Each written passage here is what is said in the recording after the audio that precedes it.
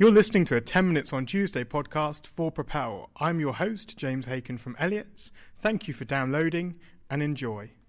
I'm here at the rooftop bar of Me London with Jonathan Segal of the One Group. Hello, Jonathan, and thanks for joining me. Hi, thanks. It's great to be here. Let's start off by digging a little bit under the skin of the One Group. Tell me about yourself and how it came to be. So the One Group's global hospitality company was split into two divisions. We have our hotel hospitality division where we'll go into hotels, casinos, high-end venues, and we'll actually take over their entire food and beverage program. So for example, in the case of a hotel, we'll do the room service, the mini bars, we'll operate roofs and pools, restaurants, lobby bars, lounges, etc. The other side of our business is our branded restaurant division where we have one principal brand, which is STK. It's kind of a new wave style steakhouse which really airs more on the social side of dining rather than the food side of dining, and where we create these venues that have great vibe and energy, become popular daytime and nighttime dining areas.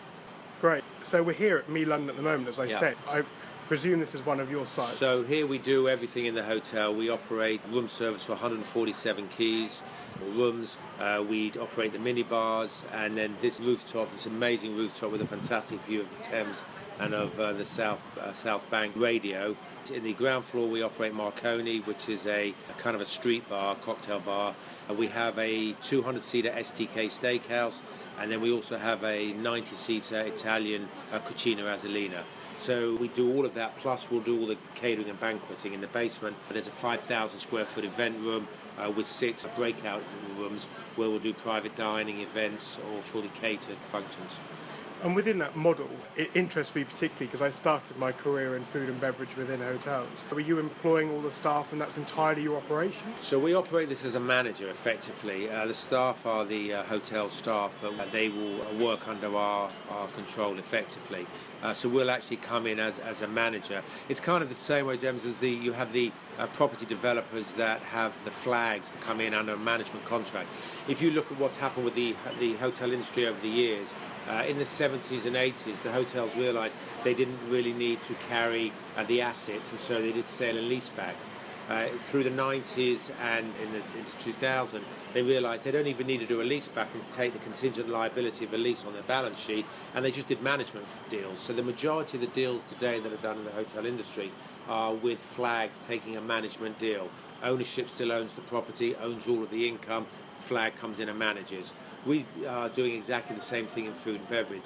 The ownership of the food and beverage program is down to ownership of the property, and we are there as a manager the same way as Flag is managing the sale of the rooms and the beds. Great. I remember sitting down with one of your colleagues a few months ago, and one of the statements he kind of boldly made is that he doesn't think hotels can run food and beverage and that you guys do a much better job. On a personal note, I think I kind of was taken aback a little bit, but having worked within kind of more mainstream and retail food and beverage, I would certainly agree that the skills that come from this side of the sector are probably far outstrip in terms of commercial viability those that you would tend to find in hotels. So I'm pretty nervous sitting in front of an F&B man and saying you don't do your job very well. But the reality is hotels over the years have demonstrated that they don't really do food and beverage well. You know, their core competency is selling, marketing rooms. You know, if you align it to the casino industry, casinos are really good at driving traffic, at marketing, but they're not really very good at food and beverage, and so they bring in all these great chefs and restaurants into their facilities. It's kind of the same argument here. You know, when the hotelier gets up in the morning and goes to bed at night, he's thinking of selling his rooms, marketing them, cleaning them, the guest experience within his property.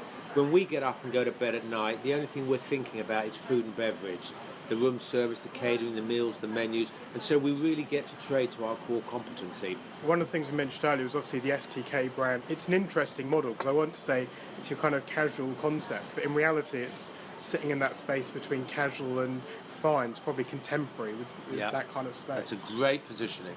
There we go. I may borrow that if I may. No problem. How do you find being able to trade that kind of business within a city centre location when there's so much other competition from high street retailers? So I think you really need to look at the history of STK, where it came from. You know, our company is really good at inventing or reinventing concepts. And when we opened our first SDK, we did it in the meatpacking district in New York. And we started to analyze the steakhouse business. It's a very stable, safe model, the steakhouse business. But it was historically 75-80% men, food comas, big red wines. I mean, it's eat and go home. It's not eat and go out.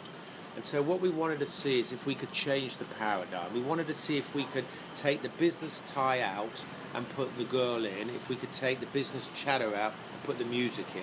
This really was a whole new area or style of operation where we could take a steakhouse from what was historically just a kind of a male domain, closing dinners, success on the deal, and turn it into a much more social environment. So that really gave us the opportunity, when we were able to do it successfully, to expand the brand, not just in city environments, but also outside of that. But you reference the city environment, and if you think about it, in the city, you know, there's as many women working in the city today as there are men that work in the city. And one of the things when we spoke to women, we did a survey, about 22 women before we opened our first SDK, and they all kind of said the same thing. They like SDKs, but the portions are too large. Nobody wants a whole cow on their plate. You know, they're very dark, wood paneling, big red wines, full of male testosterone. It was just not a comfortable environment. So we really wanted to see if we could create a steakhouse that was a steakhouse but would appeal to female sensibility. And we did it by changing the menu. We don't have crab cakes, we have crab salads. We have, you know, as many salads as we have steaks. We have a light edition. Everything comes in small, medium and large. And there's an interesting anecdote on that. When we first opened SDK, we worked out how to do a mini T-bone. How great is that? A mini T-bone steak. Do you know something? Men ordered it more than women. Oh, really? You know, because the truth of the matter is, you know, we are more health conscious about what we eat. We are more conscious about what we eat. And so by creating a menu that actually appealed to female sensibility, by the same token, we were actually appealing indirectly to the male market as well. By putting DJs in the restaurants, not because we're a club, because a DJ will read the room, play the right music to the demographic.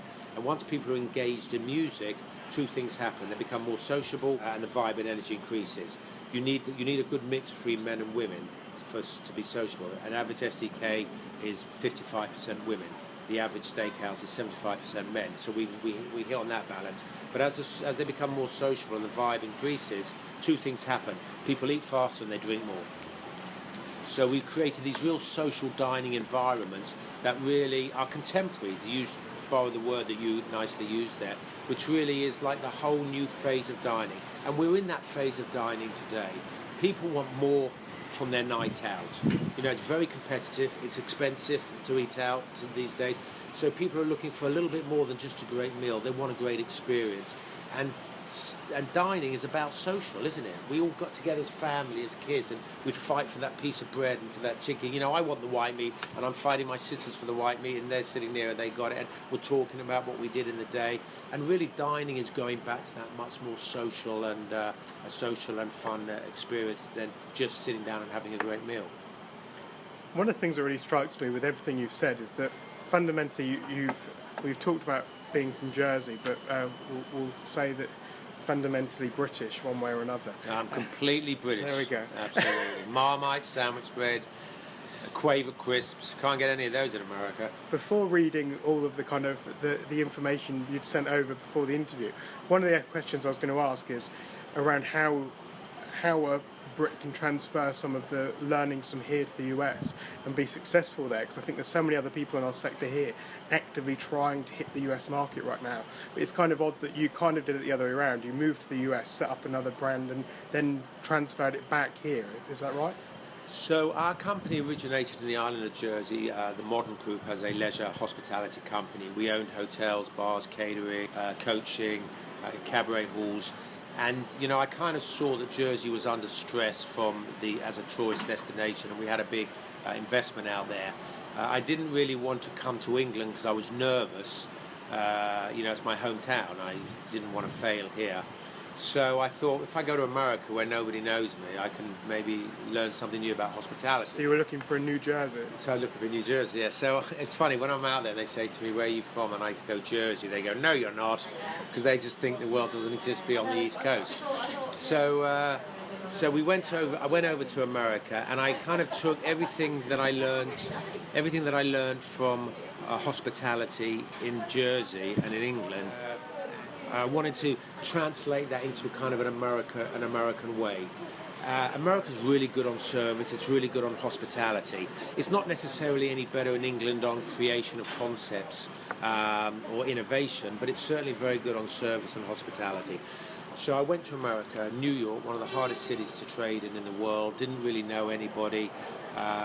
Just went slowly so I could learn that. And when I felt really confident that I was now able to operate hospitality and food and beverage at a higher level, I then had the confidence to come back to England. So it was like a homecoming for me. I was nervous about coming from Jersey to operate in England. I wanted to learn more city life, and I thought, well, I'll go over there and learn, and then I'll bring it back. And now the UK is our launch pad for our European, Middle East and Far Eastern operations. We're here in London. We have 7 venues, including the hospitality at the Me Hotel and the Hippodrome Casino in Leicester Square. We're building now in Ibiza in Spain. We're in building shortly in Edinburgh, in Scotland. And England is an important launch pad for us to manage the Europe, as I said, the Middle East and the Far East. Touching on one more question before I think we have to wrap up. Recent trips I've taken to the US, it kind of feels as if, particularly London, that the UK seems to have kind of really jolted forward in respect of hospitality standards and innovation.